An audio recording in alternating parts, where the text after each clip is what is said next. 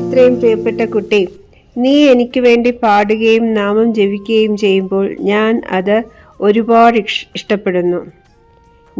ഞാൻ നീ നിർത്താതെ എൻ്റെ അടുത്ത് സംസാരിക്കുന്നതും ഇഷ്ടപ്പെടുന്നു.